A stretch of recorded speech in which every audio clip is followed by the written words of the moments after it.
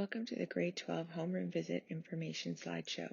Please listen to the information provided carefully to ensure you are aware of the important information, expectations, and timelines this year. We'll start with a few reminders. Mrs. Najera is responsible for students whose last names begin with the letters A to G. Ms. Manuel is responsible for students whose last names begin with the letters H to M, and Mr. Hodkinson is responsible for students whose last name begins with the letters N through Z. Ms. Fletcher is our student success teacher. She can help if you are looking for an alternative learning experience like the Center for Success at Durham College. You are encouraged to reach out to us in EDSB to get your questions answered or arrange a meeting, or drop in to see us in guidance on your lunch. We can help with academic, career, and personal counseling. If we don't know the answers to your questions, we can point you in the right direction. Another important source of information is the ND website, specifically the guidance pages. You can navigate to the guidance pages by hovering over students and then choosing guidance.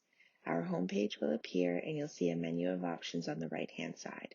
Some of the most important pages you should be accessing include community involvement hours, post-secondary pathway planning, scholarships and financial aid, student support services, which has links to both academic and mental health supports, and the grade 12 information page. You should check the grade 12 information page regularly to watch for updates about important dates throughout the year, as well as get links to post-secondary resources and other useful websites, as well as important graduation information. In order to graduate, you must obtain 30 credits, including 18 compulsory and 12 elective. You must complete 40 hours of community service, achieve the literacy requirement by passing the OSSLT or OLC course, and complete 2 e-learning credits.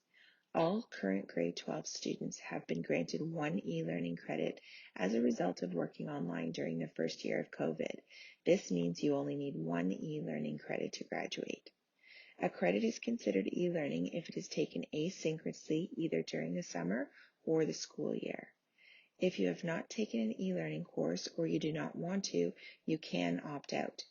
If you are going to opt out of e-learning, please come to guidance to get the opt-out form that must be signed by a parent or guardian and returned to us as soon as possible. It is important to submit your 40 hours of community service sooner rather than later. You can submit them using our QR code or a link on our Community Involvement Hours webpage. We have gone paperless and do not collect the paper logs, which can be downloaded from our webpage to help you keep track of your hours.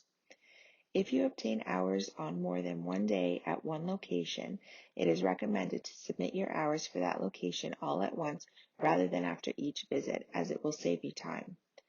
Please submit only your first 40 hours. You will be asked to submit additional hours later in order to be eligible for grad awards. Your hours will sync in My Blueprint at regular intervals throughout the year and can be checked there. All grade 12s must submit their community service hours no later than May 31st, 2024. If they are submitted after this date, it may result in a delay in the printing of your diploma. Please take the time to pick up your status sheet and guidance and then check it to ensure you have met all of the graduation requirements. A link to our status sheets video will be posted in EDSB on the grade 12 announcement page to help you understand the status sheet and know what to look for. If you have any questions or see problems, please see your guidance counselor as soon as possible to ensure that we have time to address concerns and fix any issues. If you are taking a course in a private school or another board, it is in your best interest to inform your guidance counselor and then provide a copy of your final report card once the course is completed. Some private schools upload marks to OCAS and UAC while others don't. If ND doesn't have proof of the course, we cannot fix any upload errors that may occur, nor upload the information on your behalf. There is not an honor roll for grade 12. Instead, students are placed on the Ontario Scholar List. Ontario scholars must have a minimum of 80% in their top 6 grade 12 courses, regardless of when they were taken. This includes courses taken during grade 11, in summer school or night school at any Ontario school granting high school credits. Averages are not rounded. The mark must be calculated to 80% or better. Students in grade 12 are eligible for a spare if they have a minimum of 23 credits in September. Students cannot have more than one spare per semester and cannot choose the period of their spare. Students in grade 12 who have a spare are encouraged to sign up for PAL, Peer Academic Leadership. This is a voluntary program in which you can be a peer tutor in a class where you feel confident in a subject area. You must be willing to commit at least 2 days per week and can receive community service hours and an involvement letter upon completion. If you are interested, you can sign up for PAL on our Community Involvement Hours webpage or see Mr. Hodkinson with questions. There are a few scholarships which require Notre Dame's nomination. If you are interested in being considered for any of these scholarships, you are asked to submit your name for consideration by September 30th. More information on how to do so is available on the Grade 12 information page, as well as the scholarship and financial aid page on our website. Please note that Queen's Toronto and Western Awards require an application to each school respectively. If you do not plan on applying to or attending one of these schools, please do not submit your name for consideration at that school. Schulich scholarships are available at a variety of institutions, so it's recommended to review the information available on our website prior to submitting your name for consideration to ensure the schools you are considering are Schulich participants. As you prepare for post-secondary, you are reminded that you should investigate careers that suit your strengths and interests. You should also think about your pathway. There isn't just one option, there are many, which may include a combination of apprenticeship, college, university, and the workplace. Make sure you consider all of your options and ensure you know what the prerequisites are so you aren't scrambling to get them at the last minute. Post-secondary links are available on our post-secondary planning webpage. When looking for information on apprenticeships, research at Skilled Trades Ontario, Tradeability, and Apprentice Search. If you're looking for a job, whether it's a part-time or full-time one, VPI can help. It is a local employment agency which has several programs to help youth find employment. When considering college, Ontario Colleges is your one-stop shop. You can research your programs and apply for college all in one place. University applicants should do their research and determine prerequisites on ontariouniversitiesinfo.ca and then apply at the Ontario Universities Application Centre, or UAC. You'll receive more information on the application process in October during our post-secondary assembly, panel, and fair.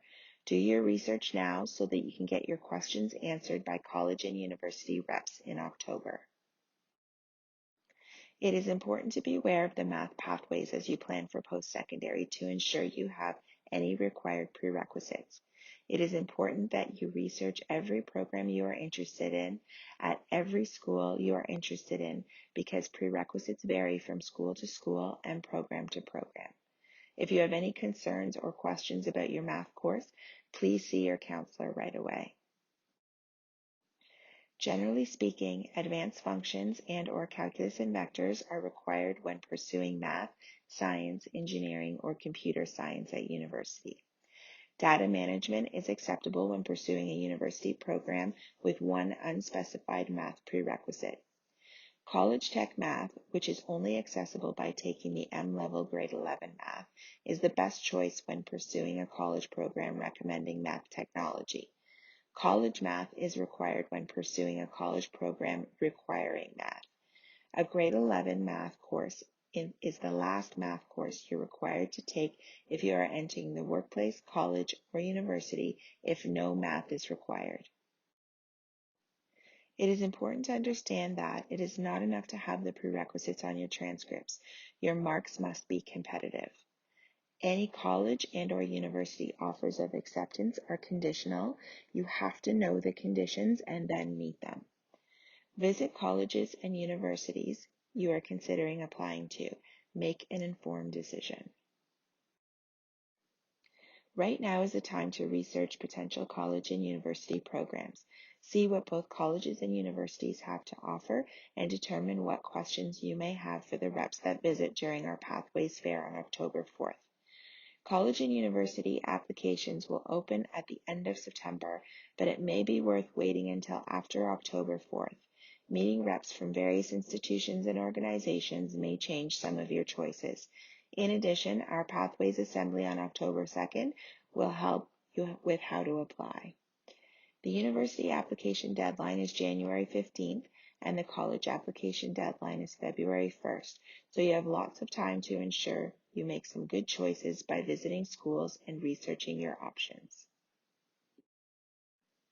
For those applying to college and university, your marks will be uploaded to OCAS and UAC at various times throughout the year.